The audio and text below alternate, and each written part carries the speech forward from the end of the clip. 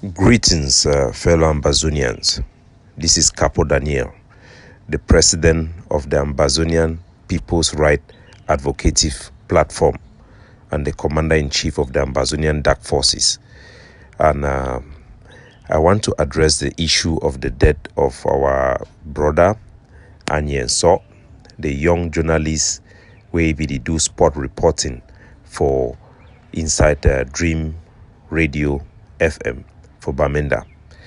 And I don't always tell our people, say each time there is a death, a loss of life, we must address it publicly. We must learn the lessons and we make sure that we preserve human dignity and sanctity, because that is what maintains us and stop us from becoming animals. And since the boy died, a lot of things have happened, and I have decided to come and pay my own tributes to him, to his death, and to greet all my pidgin speakers, reporters across the board. And I want to greet Jude in Hot Cocoa. I want to greet the one in Abakwa FM there also, and the other one, all of them, all of you guys, and all Ambazonian pidgin speakers. That will mean everybody. The death of this boy have brought up a lot of things, and we must address those things, because if you are unable to retrospect, to go back and look at what happened, what went wrong, and see how you can analyze it or learn from it, you will not even know how you can prevent the same thing in the future, let alone avoid such happening. It was very early in the morning when I woke up about the death of this boy, and I was woke up by somebody in the United States of America, and it was an investigative journalist who works for an agency that protects and defends the right of journalists in Africa. And I was told that a journalist have been killed by Ambazonian forces, and the Cameroon government have contacted them to make a complaint that Ambazonian forces have killed this journalist because he's a journalist and we are senseless people. This is just pure act of terrorism. And they did not they wanted to get my initial reaction, because they have observed me as a credible representation of our people because of the material I provide out there. They know that I have the contact and I'm credible to represent what is going on the side of the so-called separatists. That is the first call I had, and I say I'll get back to her. I immediately call our soldiers who control that area and asked about the incident. I was given a full report about what happened, and I asked for more information. I asked for detailed information, and the commander get back to me, and I had full picture of what happened. I also turned to other people who were on the ground to ask for more information. I sent somebody there physically to ask for more information. I reached out to the family members or relative of the family of the deceased person to get more information, and I had enough information to be informed on how to defend the sanctity of life and to preserve Ambazonian interest in this matter. And so I reported to the journalists what happened, that this is not a targeted killing, because it was not a targeted killing, and it wasn't a paid assassination job. Those things were ruled out because I needed to rule out those particular issues. So my initial reaction was to rule out the allegations made by Cameroon. And the Cameroon government, they went back for them to get their comment. They were very bitter that they even came to me. They did not want our boys to be defended, or their actions to be rationeer, to have a meaning.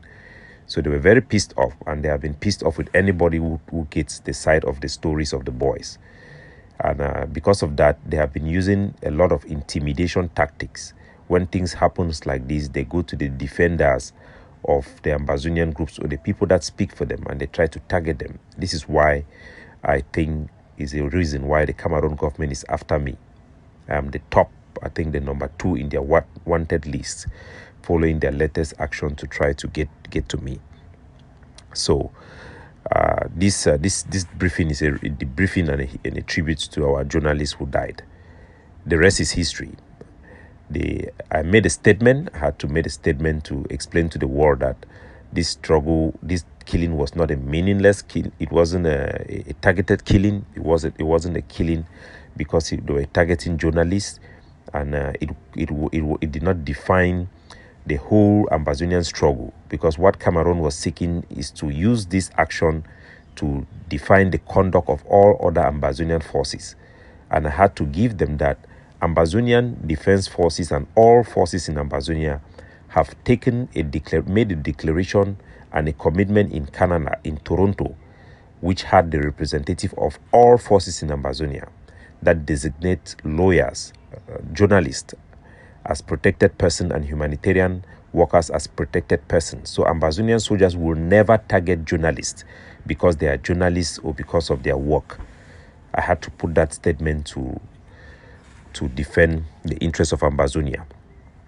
But the Cameroon government, the way they operate is they go behind and convince, using their so-called people they call advisors, some of whom are donors, to convince the Ambazonian people to contradict the defense I had put up against them.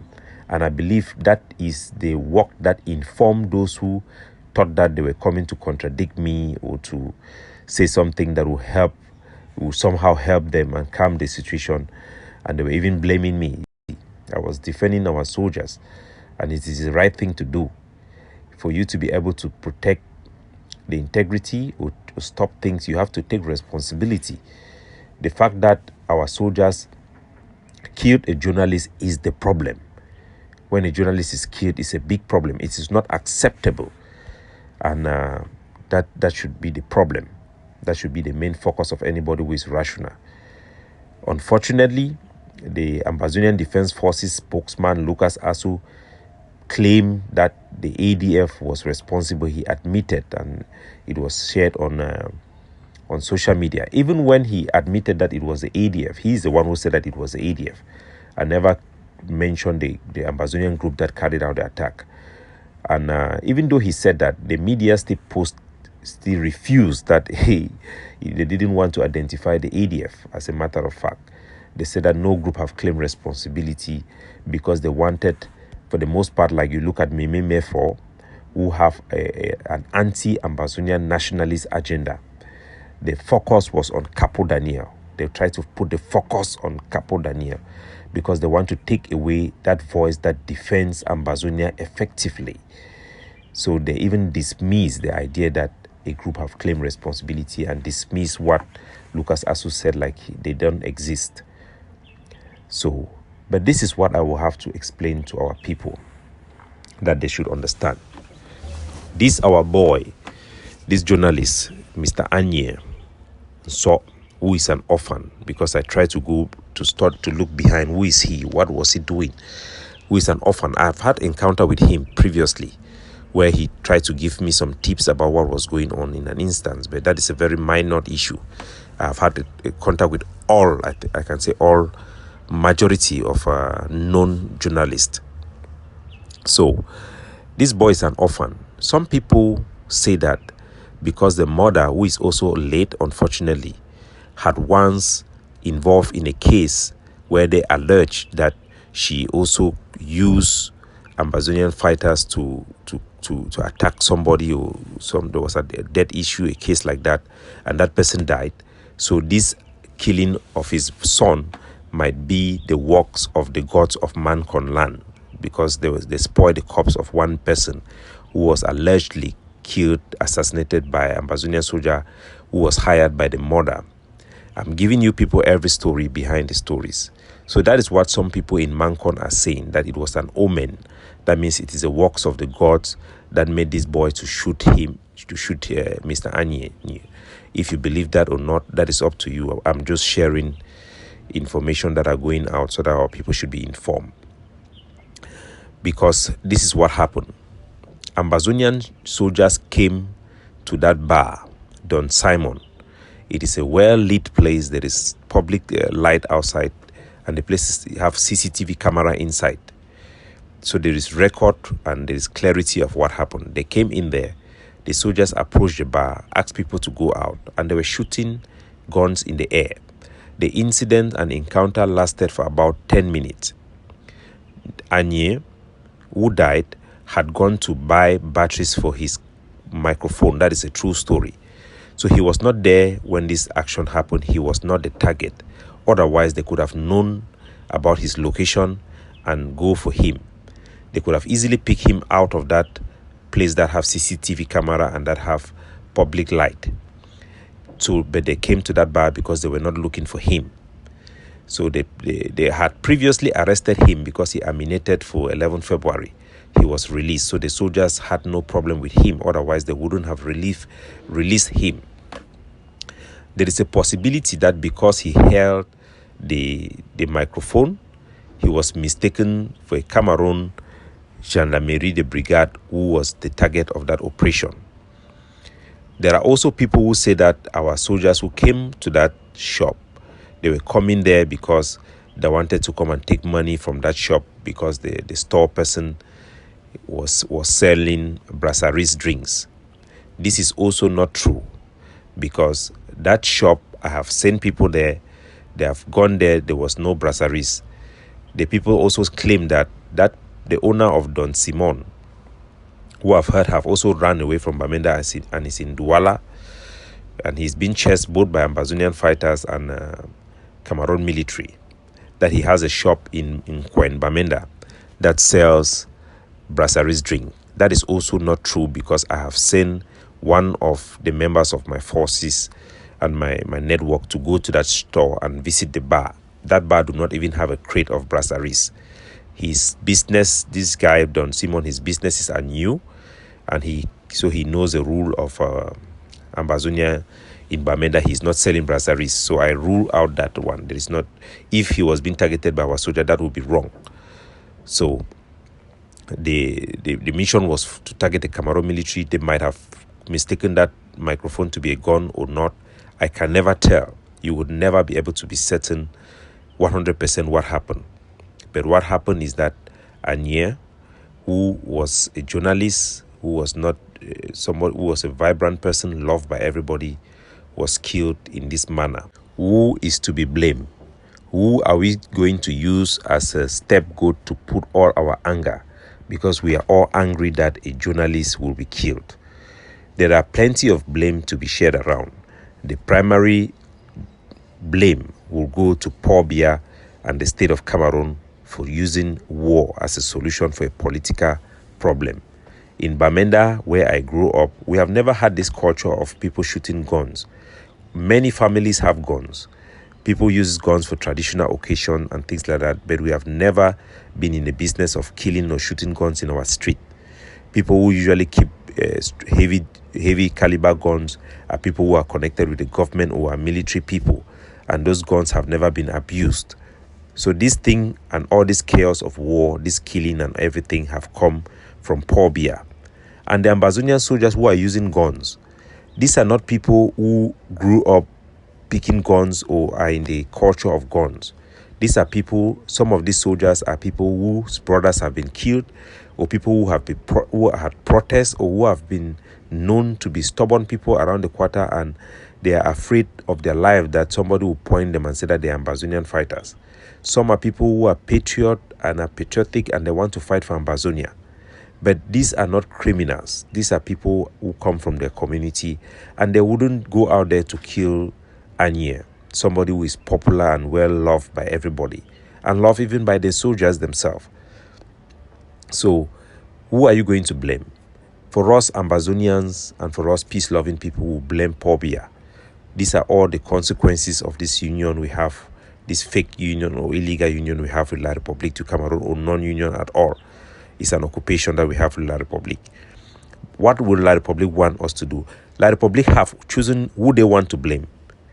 They have chosen to blame these people who are giving these boys a chance to live, to blame Capo Daniel. Because for La Republique, it is because I have provided reasons, a rational thinking about the actions of these boys. So these boys are shielded. These boys are seen as doing something for the community, which La Republique do not want. Because for La Republique to kill these boys, they need to dehumanize them. They need to give them a bad name to show that these boys are those people who are doing things for randomly. They don't care about anything. About the identity of these boys, who have revealed the identity of these boys is Lucas Asu and the Egg of Sea. Why did they do that? They alone know. Did they provide rationale of what happened? I have no idea. But what they said was that it was a crossfire. And anybody who is down there will know the actual events. Was it a crossfire? Should you listen to the Egg of Sea or should you listen to Capo Daniel? Who is more credible or not? And who is more believable? Whom do you think you should believe? That is up to our people to decide. But I think that to solve a problem and to make sure that things like this do not happen again, we must retrospect and look into this thing and see which way to go forward. And the public court have been my I think the vanguards to protect our struggle, because when I use my microphone, I inform our public, it clearly demarcates legitimacy and right or wrong, and create an enabling environment for good things to happen and for bad things not to happen. So this is my conclusion. First, the issue of soldiers, Ambazonian soldiers, to go to bar where people are drinking without proper investigation or proper measures to make sure that they don't go and attack a place alleging to find somebody who is not there, should never happen. Our people, even though it's a time of war and we need people to stay in that wartime mentality, we should never go and disturb people when they are doing their njoka or having their Arabian night. Soldiers should not carry weapons and go to bar and disrupt the peace of our civilians. It just pisses people off. Secondly, the issue of going to take money for bars, because we know that every bar, from the information I'm investigating and talking to every bar owner around that area, each bar is paying about 100,000 per bar, and those figures have never been known by any institution in Ambazonia. I, as the father of the liberation tax, I brought in the liberation tax because we already saw that soldiers were taking money, and it was causing a lot of chaos. Because one soldier will take money, the other one, he will not share the money. The other one who wants to come and take money will now declare himself also as his own king or his own general in another camp to come back and collect money. So there was a lot of abuses, and there was a need to step in there and bring this liberation tax issue, which I had pushed within the system, and many organizations have accepted it as a way forward, and also the issue of receipt to stem out any abuses. So our tax system should never be enforced in a way that disturbs customers. If somebody have not paid money in his bar, you cannot go and disturb business during business hour. If you want to close the bar, you can talk to the person to close the bar, give them notice. If the person refuses to close the bar, then actions can be taken. But soldiers cannot go to the bar with guns just like that when they have customers. Things like this will happen. This type of unfortunate circumstances could happen. The second issue, people have raised the issue about brasserie strings, because some people allege that the bar was selling brasseries in Quen, which it was not. Now that brasseries have bought over Guinness, how are we going to move forward with our thinking? I think this is a broad-based conversation Ambazonians need to have. For me, I had put to our people the reason why Guinness was not supposed to be banned and why we're supposed to be more lenient towards Guinness product. But now that it belongs to the same company, I will carry a survey on possible way to go forward. The issue of proportional force, I have always talked about. In military terms, you can shoot gun in the air to disperse the crowd, and also to make the enemy in the next area not to come in that area, so that you can have time to do your operation, because they will need to get clarity what is happening before they can come. We have to also be very proportional each time we use weapons. Our civilians do not want soldiers to come and shoot in the air anytime unless it is absolutely necessary. So caution have to be with all Ambazonian soldiers. Don't shoot guns in the air without necessary justification. It must be out of necessity. And now, to our brother and the journalists who have died, I want to pay tribute to him. Anye was a fine man, loved by all, who loved music. Like most Ambazonian, he loved music, and he did not deserve to die in this manner. He did not deserve to die. And for justice to be for Anye, it will be for the people who caused this war to be punished for the deaths and calamity they have brought. Ultimately, it is La République du Cameroon who have caused this war and brought us all this pain. I will never blame the Ambazonian soldiers who carry out this weapon. I can only caution them, because sometimes in war, people die as collateral damages or things like that, which is not acceptable. The responsibility is to make sure that every measure is taken to reduce civilian casualties and not for civilians to be targeted. Measures must be taken in this light, and I have done my best to advise the units that are involved and go back again to many Ambazonian units to educate them. And these messages that I'm putting out there is also to tell our soldiers that no, it is not right to kill a civilian. It is not acceptable to kill a journalist. Civilian casualties should be at the minimum possible and should be avoided at all cost. Only Cameroon military are the primary target of our war. An Ambazonian soldier should focus on targeting only Cameroon military officers with their war effort. But you also have enablers and collaborators. They should be targeted not with lethal force unless they pose an imminent danger to the life of our soldiers. They can be arrested, and even enabler or collaborator or blacklegs varies in the degree of their offense. Those that have partnered with the Cameroon military that have led to the death of Ambazonian fighters, or that are potentially going to lead to the death of Ambazonian fighters, can be considered with as higher treason. We must distinguish between treason, treasonous activities, and high treason. And our soldiers must be informed on how this thing works. No single soldier can decide to take away the life of anybody with impunity. When mistakes are made, punishment must come. Acknowledgement and accountability to the public is a must. If you don't account to the public, it means you are irresponsible, and you are not responsible to the civilian. You are not accountable to the civilian, and you are not working for the interests of our people. So I pay tribute to Anye and all the victims of this war who have fallen either by the hands of the enemy or in this unfortunate incident by the hand of our Ambazonian defenders. That is why we all have to do everything humanly possible for justice to come and Ambazonia aspiration to be met, and this war should come to an end as soon as possible. Anything that delays this war is not something that should be supported. It's not something that we should take lightly. This war should come to an end as soon as possible with a victory for Ambazonia that meets the aspiration of our people. God bless you all.